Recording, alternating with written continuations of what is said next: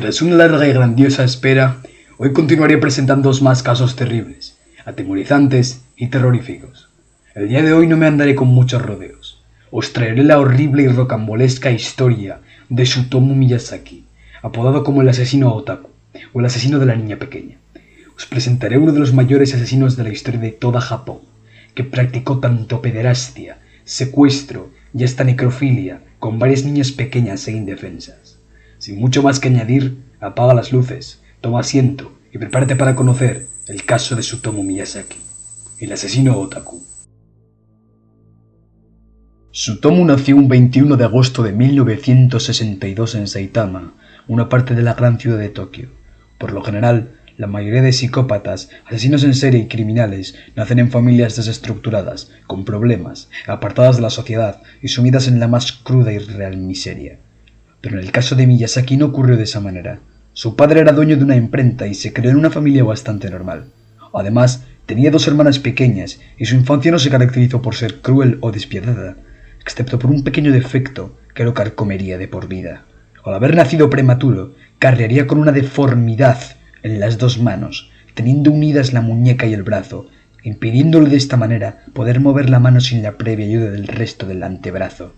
Esta deformidad le ocasionaría ya desde bien temprano el rechazo y consecuente bullying de sus compañeros, que ligado a una personalidad introvertida, callada, tímida, hacían empeorar las cosas. Solía preferir estar a solas, en su mundo, y según relataban sus profesores y algunos compañeros, gustaba de escribir ensayos o relatos en los que contaba cómo quisiera llevar una vida normal, sin deformidades, y generalmente culpando a su extraño aspecto.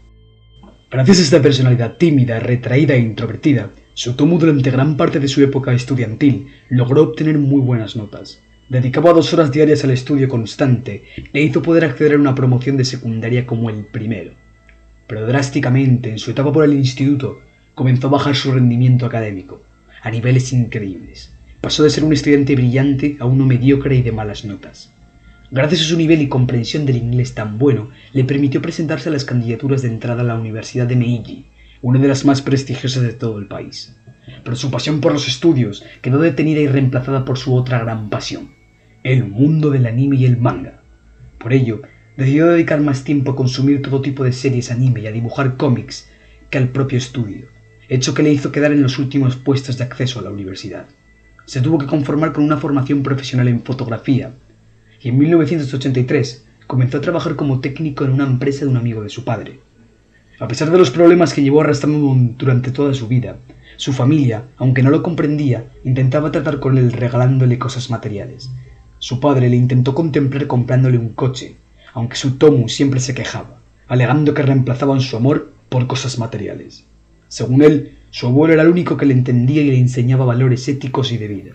Pero sería después de su muerte que Tsutomu entraría en la más absoluta locura y lo convertiría en un auténtico psicópata. Como recordamos, Tsutomu nació con una deformidad en las muñecas que lo hizo tener graves y serios complejos, además de abusos constantes.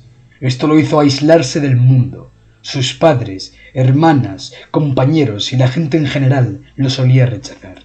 No era capaz de entablar relaciones sociales ni de ligar con chicas, ya que según palabras suyas, sufría de un fuerte complejo de pene pequeño. Durante esta etapa se refugiaría en su habitación, en la casa de sus padres, y se dejaría su empleo. Comenzaría a interesarse por los hentais, animes pornográficos, que en un principio no se alejaban de lo normal. Comenzó así a aficionarse por el eroguro, un tipo de pornografía violenta, con escenas crudas y grotescas. Empezó a consumir gore y películas snuff, término que refiere a películas en las que se muestran cantidades ingentes de violencia gráfica, en las que aparecen decapitaciones y asesinatos completamente reales. Se hizo muy fanático de una saga de películas gore llamado Guinea Pig, de las que sacaría gran inspiración para sus posteriores crímenes. Estas en un principio se creían que eran material snuff, aunque se acabó demostrando que eran películas con gran cantidad de gore explícito que no se alejaban de la ficción. Además, se encontraron en su habitación mucho material de pornografía infantil. Según relataron sus familiares, Tsutomu fue pillado espiando a su hermana mientras se duchaba. Esta le reprimió lo que hizo y Tsutomu, no hizo otra cosa que agarrarla del pelo y estamparla contra la pared, acto que repitió con su madre cuando lo acusó de vago e inútil. Como podéis observar, su descenso a la locura había comenzado. La tarde del 22 de agosto de 1988, Tsutomu cometería su primer asesinato. Tras un tiempo de haber estado tomándole fotos a niñas pequeñas, se topó con Mary Kono, que tenía solo 4 años. Tras hablar brevemente con la niña, Miyazaki la logró convencer para que se subiera a su coche, con el que paseaba.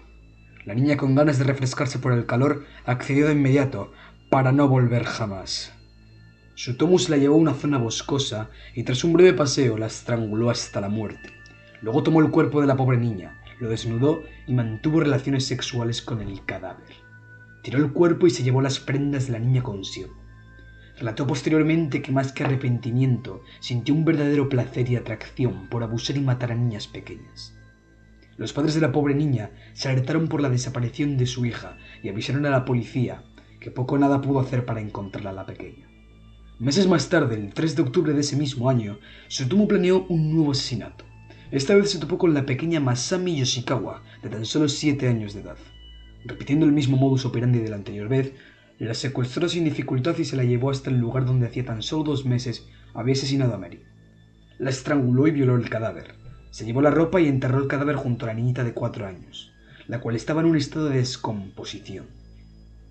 Más tarde tomó una sierra que tenía en su maletero y le cortó las manos y los pies, y por el morbo se los envió en una caja a los padres de Mary, acto que repitió también con Masami. Para satisfacer su morbo realizaba llamadas a las familias de las asesinadas, respirando escalofriantemente.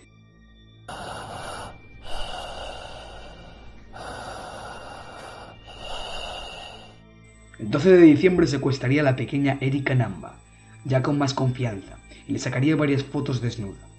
Por ello la pequeña comenzó a llorar, lo que alertó a Tsutomu. Más tarde la llevó a un área rural, cercana a un bosque. La mató y la ató de pies y manos, para deshacerse luego del cadáver. Para la mala fortuna de Tsutomu, la policía logró encontrar el cadáver de Erika y por consiguiente el de las otras 2 niñas, las cuales se encontraban putrefactas. Se confirmaron así 3 asesinatos, lo que inició una búsqueda e investigación que detuvo a Tsutomu durante unos meses, en los que se aguantaba las frenéticas ganas de asesinar.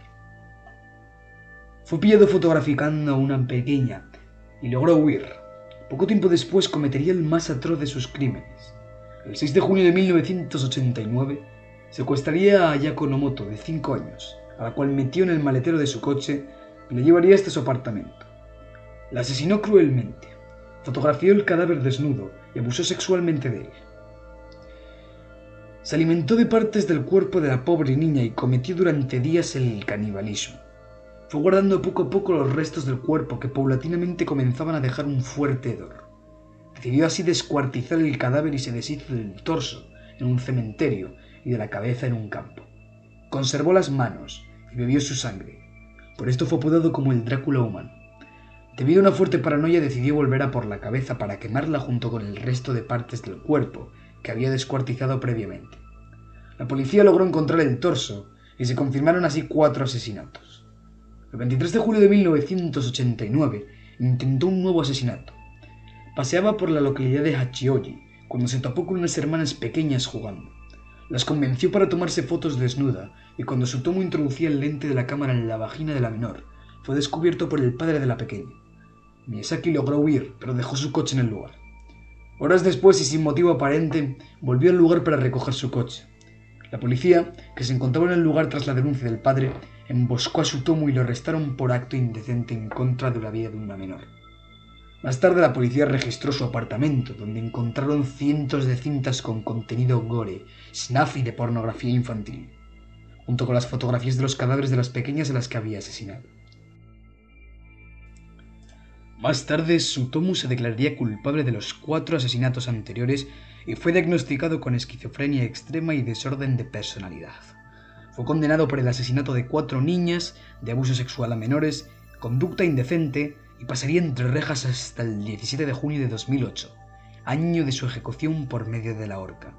Durante su estancia en prisión, continuaría leyendo manga y viendo anime, y durante su juicio culpó a un ser imaginario con forma de conejo como el responsable de sus crímenes, alegando que él era el que le hacía tomar las decisiones. Como veis, ha sido uno de los casos más tétricos y mórbidos de los que os he hablado. Cómo este monstruo fue capaz de asesinar cruel y grotescamente a 4 pobres e inocentes niñas pequeñas.